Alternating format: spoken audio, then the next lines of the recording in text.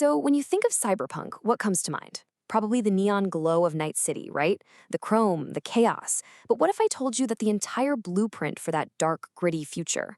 I mean, every single desperate struggle, every cybernetic enhancement, every heartbreaking story wasn't born in a video game studio, but on paper. Yeah, it all started way back in 1988, inside a simple, unassuming cardboard box. Throw yourself up against danger and take it head on. I mean, listen to that. Never play it too safe. Stay committed to the edge. Sounds like it could have been ripped straight from a trailer for 2077, doesn't it? But it's not. This right here is the core philosophy, the beating, chrome-plated heart of the entire cyberpunk universe. And it was laid out in the very first edition. These words from 1988 are the key to unlocking everything that came after. Okay, so just to get our bearings, let's do a quick timeline. The whole thing kicks off in 1988 with the original tabletop game, which was actually set in the year 2013. Then you get the iconic 2020 edition that so many people know and love, then Cyberpunk Red, which kind of bridges the gap, and finally, of course, the video game that brought this whole world to millions. But for us, our story starts right back at the beginning, with that original vision of 2013. All right, the original source code. We're about to unearth the blueprint of a dark future. So for this deep dive, I want you to think of us as digital archaeologists. We're going to crack open that original 1988 box set and really dig into the foundational DNA of this entire universe. We're going to find out what made this world tick right from the very beginning. So you open up that box, and what's inside? Just 3 pretty simple booklets. But these are the 3 pillars of the whole dark future. You've got Welcome to Night City, which sets up the world, View from the Edge, which gives you the philosophy, and Friday Night Firefight, which spells out the brutal reality. This is our roadmap. Let's dig into the first one. First up, Welcome to the Edge. This is all about a world drowning in corruption. The very first booklet doesn't waste any time. It immediately throws you into the deep end, establishing the one theme that runs through the entire series: a civilization absolutely drowning in systemic corruption. A world where power is everything, and human life, well, it's become the cheapest currency of all. A modern urban environment, complete with dark streets, filthy alleys, and rowdy clubs. I mean, that sounds like it could be anywhere in the cyberpunk world, right? Well, that's exactly the point. Originally, Night City wasn't this specific place on the California coast we know today.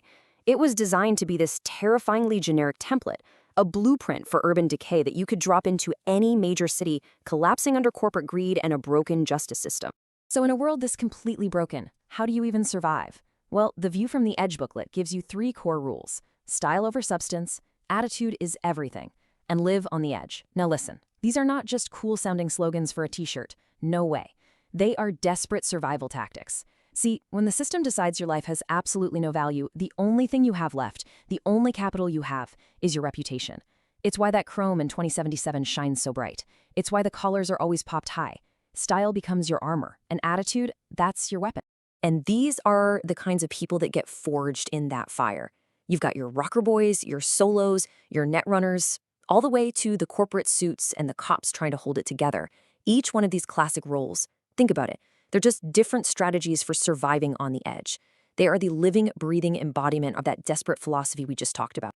And then you turn the page to the last booklet, and you get hit with this. Anyone shot by a gun pressed up against the head will automatically have his brains blown out. Whoa, talk about a pivot.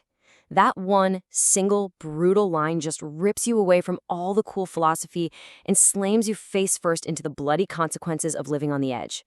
This is the game grabbing you by the collar and telling you point blank, this is not a fantasy. This world is lethal.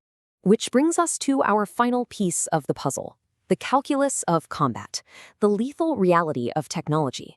This is the coldest part of the entire blueprint, the game's actual mechanics. See, the designers created a combat system, but they didn't create it to be fun. They created it to mechanically reinforce just how unforgiving this world really is. Here, technology isn't just some cool chrome to show off. It's a tool designed for one thing: ending lives quickly and permanently. So let's look at 2 ways you can do action. On the one hand, you've got your typical Hollywood action hero, right? They're basically unstoppable, they can take a ton of damage, it's all good, clean fun. The designers of Cyberpunk looked at that and said, nope, not for us. Their system, Friday Night Firefight, was a direct rejection of all that. The goal was never to make you feel like a superhero who could absorb hundreds of bullets. The goal was to make you genuinely afraid of a single one. It was designed to be realistic, grim, and above all else, deadly. So, you see, FNFF, Friday Night Firefight, it's so much more than just a set of rules in a book. It's a statement. It is the game's core design telling you, mechanically, that in this world, life is cheap. Violence has immediate and irreversible consequences. And you are not a hero. You're just another person desperately trying not to die. Okay, a blueprint for tragedy, the unchanging DNA of cyberpunk. Let's put all the pieces together now. We've looked at the world, we've looked at the philosophy, and we've looked at the lethal reality. These three elements, they combine to form this one single, unchanging formula, a blueprint for the tragic experience that defines this entire universe. And here it is. This is the source code. You take a corrupt world, you add a desperate philosophy for survival, and you mix in absolutely lethal consequences. That's the formula. A world built on corruption that forces people to live on the edge, where one wrong move means it's all over. This right here, this is the engine that drives every single story you've ever experienced in the cyberpunk universe.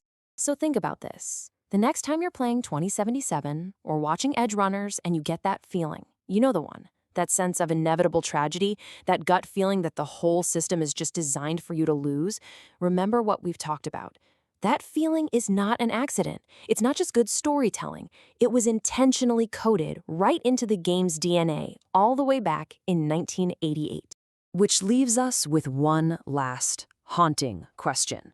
A question that sits at the very heart of cyberpunk. In a world that is fundamentally designed to break you, is managing to survive a victory? Or is it a curse?